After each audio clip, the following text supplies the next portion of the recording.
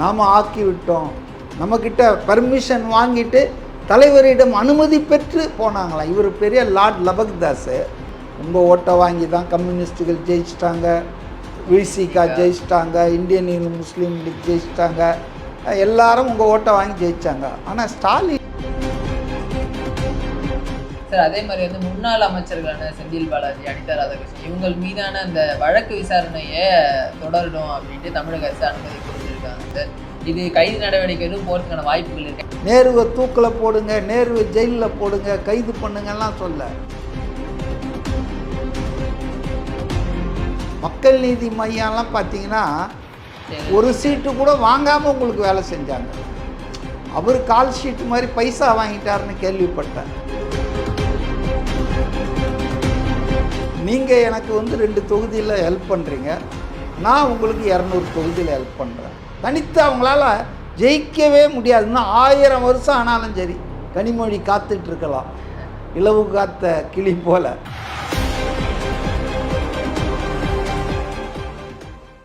வணக்கம் சார். வணக்கம். நாளுக்கு நாள் திமுக காங்கிரஸ் இடையே அந்த வார்த்தை போர் வந்து முட்டிகிட்டே வருது சார். நேற்று கூட காங்கிரஸ் சார்பாக நாங்கள் 5 பேர் ரிசைன் பண்ணிவிட்டு தேர்தலில் சந்திக்கிறோம், உதயநிதியால் சந்திக்க முடியுமா, திமுக என்னால் சந்திக்க முடியுமா, வாங்க பார்த்துக்கலாம் அப்படின்னு ஒரு சவால் விட்டுருக்காங்க. எப்படி பார்க்குறீங்க? திமுக வந்துங்க ஒரு நிதானத்தை இழந்துட்டதா மாதிரி தான் எனக்கு தெரியுது. ஏன்னா கூட்டணி என்பதுங்க மியூச்சுவலி பெனிஃபிஷியல் அரேஞ்ச்மெண்ட்டு தாங்க. நீங்கள் எனக்கு வந்து 2 தொகுதியில் ஹெல்ப் பண்ணுறீங்க, நான் உங்களுக்கு 200 தொகுதியில் ஹெல்ப் பண்ணுறேன். 2 பேருடைய ஒர்க்கர்ஸும் வேலை செய்கிறாங்க ஒரு நோக்கத்துக்காக, நீங்கள் ஆட்சி அமைக்கணுன்றதுக்காக. அதே போல் எல்லா விதமான ஒத்துழைப்பும் கொடுக்குறாங்க. இதில் வந்து நான் தான் வந்து உங்களெல்லாம் ஆக்கினேன்னு பேச்சே ஆணவ பேச்சுங்க. ஏன்னா நான் என்ன கேட்க விரும்புகிறேன்னா, திமுகவில் உதயநிதி இந்த மாதிரி ஆளுங்கள்லாம் பேசுகிறாங்கல்ல, நாம் ஆக்கி விட்டோம், நம்மக்கிட்ட பர்மிஷன் வாங்கிட்டு தலைவரிடம் அனுமதி பெற்று போனாங்களாம். இவர் பெரிய லார்ட் லபக்தாஸ். திமுக தலைவர் திமுகவுக்கு தாங்க தலைவர், விசிகாவுக்கு அவர் தலைவரா, கம்யூனிஸ்ட்டுகளுக்கு அவர் தலைவரா? கூட்டணிக்கு தலைமை தாங்குவது எலெக்ஷனோட முடிஞ்சு போச்சு. ஒன்றும் பெர்மனண்ட் அரேஞ்ச்மெண்ட் கிடையாது. ஆட்சியில் ஏதாவது இருந்தாங்களா? அதனால் என்ன பேசுகிறாங்கன்னா, அதாவது வந்து நாங்கள் தான் ஜெயிக்க வச்சோம், இங்கே எங்கள் ஓட்டை வாங்கி ஜெயிச்சிட்டாங்க. ரைட்டு, அப்படியே ஒரு வாதத்துக்காக வச்சுக்கோம். உங்கள் ஓட்டை வாங்கி தான் கம்யூனிஸ்ட்டுகள் ஜெயிச்சிட்டாங்க, விசிகா ஜெயிச்சிட்டாங்க, இந்தியன் யூனியன் முஸ்லீம் லீக் ஜெயிச்சிட்டாங்க, எல்லாரும் உங்கள் ஓட்டை வாங்கி ஜெயித்தாங்க. ஆனால் ஸ்டாலின் ஏன்பா ஜெயிக்கலை? உங்கள் கட்சியின் தலைவர் குளத்தூரில் அவரை ஏன்பா நீங்கள் ஜெயிக்க வைக்கல? எல்லாரும் ஜெயிக்க வச்சுருக்கீங்க. ஏன் துரைமுருகன் பொதுச் செயலாளர் காட்பாடியில் கவுந்தார், ஏன் அவரை ஜெயிக்க வைக்க முடியல? ஏன் உங்கள் மந்திரிங்க 15 பேர் என்ன, முதல்ல உங்கள் மந்திரிங்களை தானே நீங்கள் ஜெயிக்க வைக்கணும். அப்போ இந்த வாதம் என்பது சொத்தையான வாதங்க. ஒரு ஆட்சி அமையணும், ஸ்டாலின் முதலமைச்சர் ஆகணுன்ற குறைந்தபட்ச ஒரு திட்டத்தின் அடிப்படையில் 25 கட்சிகள் வேலை செஞ்சாங்க. மக்கள் நீதி மையம்லாம் பார்த்தீங்கன்னா ஒரு சீட்டு கூட வாங்காமல் உங்களுக்கு வேலை செஞ்சாங்க. அவர் கால் ஷீட்டு மாதிரி பைசா வாங்கிட்டாருன்னு கேள்விப்பட்டேன். செந்தில் பாலாஜிக்கு பிரச்சாரம் பண்ணார், அதே போல் சேகர் பாபுக்கெலாம் அவர் கால் ஷீட்டு வாங்கிட்டார், அவர் அரை ஷீட்டு எம்பியாகவும் போய் உட்காந்துட்டார். பாவம் அந்த கட்சி எதுக்கு இருக்குன்னு தெரில. அப்படி ஒரு எம்எல்ஏ கூட போட்டி போடாத ஆட்கள் கூட உங்கள் கட்சி வெற்றிக்காக வேலை செஞ்சாங்க. அப்போ நீங்கள் உங்களுக்கு தான் வந்து எல்லார் மேலேயும் தயவு இருக்கணும். திமுக வந்துங்க கூட்டணி கட்சிகள் தயவு இல்லாமல் உதவி இல்லாமல் ஒரு நாளும் ஜெயித்ததில்லை, ஒரு தேர்தலிலும் அவர்கள் போட்டி போட்டதில்லை. இன்றைக்கி தோல்விக்கு அப்புறம் கனிமொழி மேடம் சொல்கிறாங்க போல் நாம் இனிமேல் தனியாக நில்லுங்களேன். எதுக்கு 21 கூட்டணி வச்சுருந்தீங்க 2021? அப்புறம் இந்த பிரேமலதாவை தூக்கி போடுறீங்க, கமல்ஹாசனை தூக்கி கொண்டு வர்றீங்க. 21 இருந்தும் உங்களுக்கு போதலை, பத்தலைன்றீங்க. நீங்கள் போய் தனியாக நின்னீங்கன்னா, தனியாக நின்னால் ஒரு 15% 20% வாங்குவீங்க. அதுவும் இப்போ உங்கள் போக்கெல்லாம் பார்த்தா அது கூட கீழே போயிடும் போல இருக்கு. அதிமுக எப்படி ஒரு காலத்தில் 40-48% ஜெயலலிதா எல்லாம் வாங்கின காலம் போய் இப்போ 20-19 போயிட்டுருக்கோம். தேர் ஸ்லைடிங் டவுனில் போயிடும். அதனால் கூட்டணி கட்சிகளை நாங்கள் தான் ஆளாக்கணும், அவங்களுக்கு நாங்கள் தான் ஸ்கூலுக்கு அனுப்பிச்சு படிக்க வச்சோம் அப்படிலாம் பேசுகிறது வந்து அறியாமை, அறிவிலித்தனம், என்ன சொல்கிறது, அதை அவங்க புத்தி இல்லை. எங்கள் அரசியலில் நிரந்தர நண்பர்கள் இல்லை, பகைவர்கள் இல்லை. பாஜகவோடு நீங்களே 4 மந்திரி வாஜ்பாய் ஆட்சியில் இருந்தீங்க. ஆனால் அவங்கள இப்போ 10 வருஷமாக என்னெல்லாம் பேசுகிறீங்க? பாஜகவின் தமிழ்நாட்டுக்கு விரோதி. நீங்கள் காங்கிரஸோடு இருந்தீங்க நீண்ட காலம். அப்புறம் மன்மோகன் சிங் என்ன சொல்றீங்க? கூடா நட்பு கேடில் முடியும் நீங்கள். ஸோ அதனாலங்க திமுகவுக்கு இருக்கிற அந்த உரிமை, அந்த ரைட், ஃப்ரீடம் மற்ற கட்சிகள் இருக்காதா? அதனால் கூட்டணி கட்சிகள் என்பது ஒரு கூட்டாஞ்சோறு தான், கலெக்டிவ் எஃபர்ட், டீம் ஒர்க். இப்போ கேரளாவில் சமீபத்தில் நான் அங்கே தான் போயிட்டு வந்தேன் 2 வீக்ஸு. அங்கே ஜெயிச்சால் எதிர்க்கட்சி தலைவராக இருந்த விடி சதீஷன், காங்கிரஸ் தலைவர், அவர் முதல்வர் ஆகிட்டார். அவர் ஒரு வார்த்தை கூட காங்கிரஸ் ஜெயிச்சிட்டு சொல்லுங்கள், டீம் யூடிஎஃப் வெற்றி, டீம் யூடிஎஃப் தான் ஜெயிச்சிருக்கு, கலெக்டிவ் எங்களுடைய டீம் ஜெயிச்சுதுன்றாங்க. இங்கே என்னடா பேசுகிறாங்கன்னா, நாங்கள் தான் இவங்களெல்லாம் ஜெயிக்க வச்சோம். நான் கேட்குற கேள்வி அவங்களுக்கு கஷ்டமாக இருக்கலாம், ஏன் ஸ்டாலினை உங்களால் ஜெயிக்க வைக்க முடியல? ஏன் துரைமுருகன் 2 பேரை ஏன் சொல்கிறேன்னா, இன்னும் நிறைய பேரை சொல்லலாம். ஏன்னா கட்சியின் தலைவர், பொதுச் செயலாளர், அவங்கள ஜெயிக்க வைக்க முடியாத நீங்கள் தான் மற்றவங்களெல்லாம் ஜெயிக்க வச்சிங்களா? என்ன கதை சொல்லிகிட்டு இருக்கீங்க, காக்கா குருவி கதை. அதனால் கூட்டணி இல்லைன்னா, இந்த ஒரு மந்திரவாதி பற்றி சொல்லுவாங்க, இந்த மந்திரவாதியை வெட்டினா ஒட்டிக்கிறான், கழுத்தை வெட்டினா திருப்பி வந்து ஒட்டிக்குது. அப்படி இவனை எப்படி தான் சாவடிக்கிறதுன்னா, இவனை இப்படியெல்லாம் சாவடிக்க முடியாது.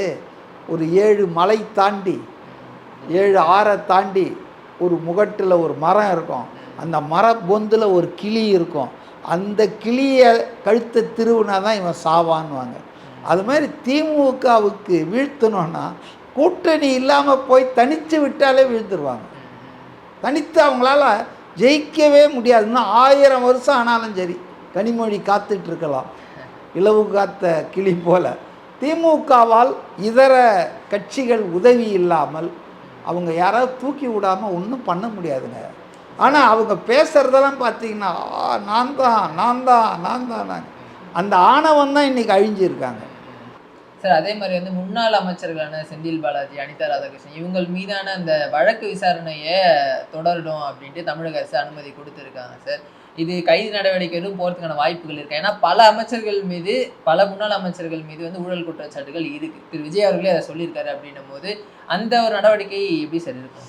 இதெல்லாம் அட்மினிஸ்ட்ரேஷனுங்க. அதாவது ஒரு இடின்றது ஒரு சென்ட்ரல் கவர்மெண்ட்டுடைய ஒரு இன்வெஸ்டிகேட்டிங் ஏஜென்சி, அதான உங்களுக்கு தெரியும். அப்போ சிபிஐ இது மாதிரி அமைப்புகள் வந்து இந்த மாநிலத்தில் அமைச்சர்களாக இருந்த ஆட்கள் மேலே புகார் வருதுன்னா அவங்க கவர்னருக்கு எழுதுவாங்க. கவர்னர் இன்றைக்கி கவர்மெண்ட் இருக்கிறதால கவர்னர் ஆட்சின்னு அவரே கொடுத்துருவார். அவர் வந்து இதை வந்து ரூலிங் கவர்மெண்ட்டுக்கு அனுப்புவார். அவங்க இந்த சேங்ஷன் கொடுக்கணும். அது ப்ராசஸ் பண்ணி கொடுத்துருக்காங்க. இது ஒரு சாதாரண நடவடிக்கை தான். ஆனால் இது விஜய் இருக்கிறதால கொடுத்துட்டாரு. இதே டிஎம்கே கவர்மெண்ட் இருந்தால் தூக்கி அதை குப்பையில் போட்டு உக்காந்துட்ருப்பாங்க, கோர்ட்டுக்கு இழுப்பாங்க. இப்போ கேஎன் நேரு மேலே எஃப்ஐஆர் பதிய சொல்லி 1 வருஷமாக இடி வந்து மன்றாடிட்டு இருந்தது. அதாவது வந்து அவர் கண்ட்ரோலில் இருக்கிற அந்த முனிசிபல் அட்மினிஸ்ட்ரேஷன் துறையில் ஒரு 2500 postings, assistant engineer, down planning officer, இந்த மாதிரி போஸ்ட்டுகளுக்கு தகுதி அடிப்படையிலையோ திறமை அடிப்படையிலையோ நேர்காணல் நடத்தி தேர்ந்தெடுத்தால் பிரச்சனை இல்லை. ஆனால் இவங்க என்ன பண்ணியிருக்காங்கன்னா 35 லட்சம் ரூபா கேட்டிருக்காங்க ஒரு போஸ்டிங்க்கு. 2500 போஸ்டிங்க்கு 35 லட்சம் ரூபாய் ஈச்சுன்னா வசதி உள்ளவங்க தானேங்க கொடுக்க முடியும், படித்து மார்க் எடுத்தவங்க கொடுக்க முடியாது. அப்போ இவ்வளோ பெரிய ஊழல், பல 1000 கோடி ஊழல் பண்ணி அந்த பணத்தையும் ஹவாலா மூலம் துபாய் கடத்திட்டாங்களாம். இப்போ இது ஆதாரங்களெல்லாம் 250 பக்கத்தை கொடுத்து இவர் மேலே எஃப்ஐஆர் போடுன்னு லஞ்ச ஒழிப்புத்துறைக்கு இடி, அது ஒரு organisation, police organisation, investigating agency.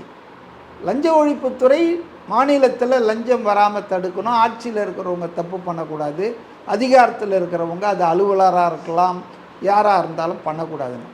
ஆனால் எஃப்ஐஆர் தானே போட சொல்கிறாங்க. உங்களை வேற ஒன்றும் தூக்கில் போடுங்கன்னு சொல்ல, எஃப்ஐஆர் போட்டு விசாரிக்க போகிறாங்க. எஃப்ஐஆர் போட்டால் இடி கேன் அரெஸ்ட்டு, அந்த பவர் இருக்குது. அதனால் எஃப்ஐஆரே போடாமல் 1 வருஷம் கோர்ட்டுக்கு போனார். இன்பதுரையின் அதிமுக வழக்கறிஞர் பிரிவு என்னென்னவோ பண்ணாருங்க. டில் த கவர்மெண்ட் வாஸ் டிஃபீட்டட். அதுக்கு எஃப்ஐஆரே போடலையே. இப்போ புது கவர்மெண்ட் வந்திருக்கு. I hope Vijay will examine and give permission பண்ணி ஆகணும்னு நினைக்கிறேன். ஏன்னா நம்ம தூய்மையான அரசியல் பேசும்போது என்கொயரி தான் பண்ண சொல்கிறோம். கோர்ட்டு தான் அந்த இடி அதுக்கிட்ட இருக்கிற ஆதாரத்தை வச்சு கோர்ட்டில் ப்ரூவ் பண்ணால் தண்டனை, உப்பத்தினா தண்ணியை குடி. இதில் கவர்மெண்ட்டுக்கு ஒன்றும் இல்லை. ஒன்லி கவர்மெண்ட்டு எஃப்ஐஆர் போட்டால் அது ஒரு நீதிமன்றத்துக்கு போவோம், விசாரணை ஆகும். விசாரிக்கவே கூடாது. அப்போ 500 ரூபா வாங்கினா ஒரு ஆளை பிடிக்கிறீங்க, ட்ராப் பண்ணுறேன்றீங்க, அவனை சஸ்பெண்ட் பண்ணுறீங்க. ஒரு அரசாங்க ஊழியரை 1000 கோடி சாப்பிட்ருக்கேன், அதுவும் சாமானிய ஏழை மக்கள் வயிற்றில் அடிச்சிருக்காங்க. குற்றச்சாட்டு தான், நான் அது நடந்ததுன்னு சொல்ல. ஆனால் அதை விசாரிக்கவே மாட்டானா என்ன? அது தப்பு இல்லையா? அதனால் நிச்சயமாக லஞ்ச ஒழிப்புத்துறை, அந்த ஆன்டி கரப்ஷன் விங்கு தமிழ்நாடு அரசு எஃப்ஐஆர் போடணும். இல்லைன்னா ஆட்சி மாறியும் என்ன பிரயோஜனம்? நான் வேறு எதுவுமே சொல்ல. நேருவை தூக்கில் போடுங்க, நேருவை ஜெயிலில் போடுங்க, கைது பண்ணுங்கலாம் சொல்ல. ஒரு ஏஜென்சி கொடுத்துருக்குது. அந்த ஏஜென்சி மேலே நீங்கள் எஃப்ஐஆர் ஃபைல் பண்ணி கோர்ட்டுக்கு அனுப்புங்க. Let the court enquire and decide. ஆனால் நாங்கள் அதை செய்யவே மாட்டோம், ஏன்னா அவர் எங்கள் முதன்மை செயலாளர் கட்சியில் அப்படின்னா அதெல்லாம் நியாயமாங்க? அதான் விஷயம். அடுத்தது நீங்கள் தொடர்ந்து பேசுகிறேன். தகவல் பண்ணுங்க சார்.